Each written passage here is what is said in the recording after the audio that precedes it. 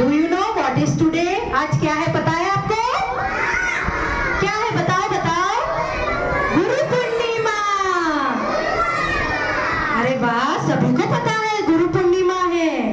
तो आज हम यहाँ पर गुरु और शिष्य की कहानी बताएंगे। आपको ध्यान से देखना है, ठीक है? हिंदू धर्म के में गुरु पूर्णिमा का काफी महत्व है। आषाढ़ माह की पूर्णिमा तिथि को गुरु पूर्णिमा के रूप मनाया जाता है। एक समय की बात है, गांव में एक गुरु अपने कुछ शिष्यों के साथ अपने आश्रम में रहते थे। सभी शिष्य बारी बारी से गांव में भिक्षा लेने जाते थे।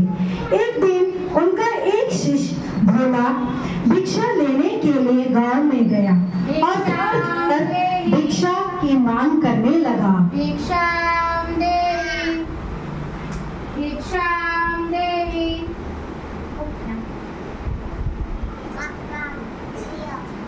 गांव में उसने भिक्षा के लिए एक दरवाजा खटखटाया। गुरु ब्रह्मा गुरुर्विष्णु गुरुर्देवो महेश्वर गुरु साक्षात् परब्रह्म तस्मै श्री गुरुदेव नमः। तो अंदर से बड़ी बड़ी दाढ़ी वाला एक तांत्रिक बाहर आया। ये कौन है जो मेरे दरवाजे पे आकर किसी और का गुणगान कर रहा है? मेरे गुरुदेव सर्व सामर्थ्य हैं। इतना दुस्साहस, मेरे दरवाजे पे आकर किसी और का गुणगान करते हो? मैं भी देखता हूँ कितना सामर्थ्य है तेरे गुरुजी में। जा, मैं तुझे श्राप देता हूँ। नहीं नहीं कल का उगता हुआ सूरज तू नहीं देख पाएगा। नहीं नहीं अर्थात तेरी मृत्यु निश्चित है। नहीं नहीं। शिष्य ने ये जब सुना तो वह देखता ही रह गया और उदास होकर आश्रम की ओर चल दिया।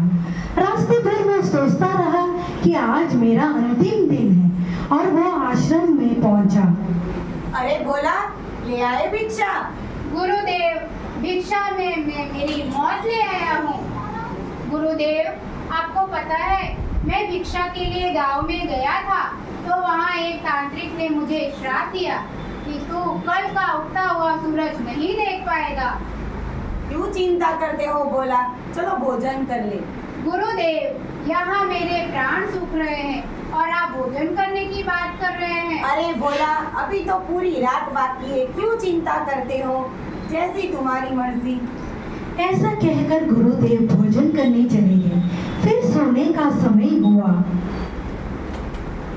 अरे बोला, जरा मेरे चरण तो दबा दो। जी गुरुदेव, मेरे जीवन में जो भी चरण शेष हैं, मैं उन्हें आपके चरणों की सेवा करने में बिताऊंगा। बोला, कुछ भी हो मेरे चरण दबाना बंद मत करना। सुना ना बोला, चाहे कुछ भी हो मेरे चरण दबाना बंद मत करना। जी गुरुदेव, मैं कहीं नहीं जाऊंगा, मैं आपके चरणों की सेवा करता रहूंगा। गुरुजी सो गए। भोला फिर श्रद्धा से चरण दबाता है। रात्रि का पहला पहर बीता। तांत्रिक ने अपना श्राप पूरा करने के लिए एक देवी को हाथ से सोना चांदी हीरे से भरा पात्र लेकर भेजा। देवी दरवाजे पर प्रकट हुई और कहने लगी, बोला, इधर आओ। बोला, देखो मैं तुम्हारे लिए सोने चांदी हीरे मोती से भरा हुआ पात्र लाई हूँ, यहाँ आकर इसे ले लो। बोला, अगर आप मुझे देना ही चाहते हैं तो कृपया यहाँ आके दे जाइए। नहीं नहीं, मैं मेरे गुरु के चरणों की सेवा कर रहा हूँ, मैं वहाँ नहीं आ सकता। बोला, तुम ये पात्र तुम्हारे लिए है, तुम इसे आकर यहाँ ले लो। बोला, मैं वहाँ नहीं आ सकता। अगर आप मुझे देना ही चाहते हैं तो कृपया यहाँ आ जाइए। तांत्रिक का पहला पासा असफल हो गया। फिर तांत्रिक ने दूसरा पासा फेंका। रात्रि का दूसरा पहर बीतने को था। भोला गुरु महाराज के चरण की सेवा कर रहा था। तांत्रिक ने इस बार भोला की माँ का रूप भेजा। बेटा, तुम कैसे हो? अरे माँ, मुझे भी आपसे मिलना था।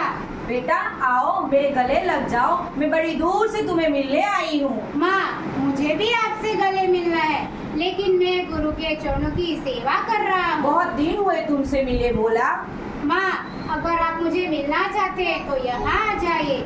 मैं गुरुदेव गुरुदेव की सेवा नहीं छोड़ सकता। फिर वह औरत वहां से चली गई। इस प्रकार रात्रि का तीसरा पहर बीतने को था और इस बार तांत्रिक ने यमदूत रूप वाला राक्षस भेजा। राक्षस दौड़ पर आकर भोला से बोला, हा चल भोला, मैं तुझे लेने आया हूँ, तेरी मृत्यु आई है। काल हो या महाकाल, मैं मेरे गुरु के चरणों की सेवा कर रहा हूँ। काल हो या महाकाल, मैं किसी से नहीं डरता। अगर मेरी मृत्यु भी आई है तो मुझे यहाँ आकर ले जाओ। बस फिर क्या था, वह राक्षस भी वहां से चला गया। सूर्य उदय हुआ, गुरुदेव नींद से उठे। अरे भोला, सुबह हो गई। जी गुरुदेव, तुम तो ऐसा ही जीवित हो। जी गुरुदेव, मुझे भी ऐसा ही लगता है कि मैं जीवित हूँ। तुमने तो कहा था कि तांत्रिक का शाप कभी व्यर्थ नहीं जाता। तुम तो मेरे सामने जीवित हो। जी गुरुदेव, मुझे भी ऐसा ही लगता है। फिर से उसे सारी रात वाली घटना समझ में आई कि गुरुदेव ने क्यों कहा था कि चाहे जो भी हो मेरे चरण छोड़कर मत जाना। फिर भोला गुरुदेव के चरण पकड़कर रोने लगा और कहने लगा, गुरु ब्रह्मा गुरुर्विष्णु गुरुर्देवो महेश्वर गुरु साक्षात् परब्रह्म तस्मै श्री गुरुदेव नमः। जिसके सर पर गुरु का हाथ होता है उसके काल भी कुछ नहीं कर सकता। जो शिष्य गुरु की आज्ञा पर चलता है उसकी तो स्वयं मृत्यु भी कुछ नहीं कर सकती है। जय गुरुदेव। आओ इस गुरु पूर्णिमा पर करें अपने गुरु का प्रणाम। गुरु अपने उपकार का कैसे चुकाऊं मैं मोल, लाख कीमती धन भला गुरु है मेरा अनमोल। जोरदार तालियां। गुरु पूर्णिमा का पर्व हमें गुरुओं के प्रति जीवन में सदैव श्रद्धा रखने और उनके आदेश पर चलने की प्रेरणा देता है। शास्त्रों में यह कहा गया है कि गुरु का स्थान भगवान से भी ऊंचा है। गुरु गोविंद खड़े हैं काके लागू पार, बलिहारी गुरु आपने गोविंदियो बताए कबीरा, गोविंदियो बताए। बच्चों, आज इस कथा से हमने यह सीखा कि गुरु के दिए ज्ञान में हमें जीवन में सत्य असत्य पाप पुण्य सही गलत का ज्ञान मिलता है।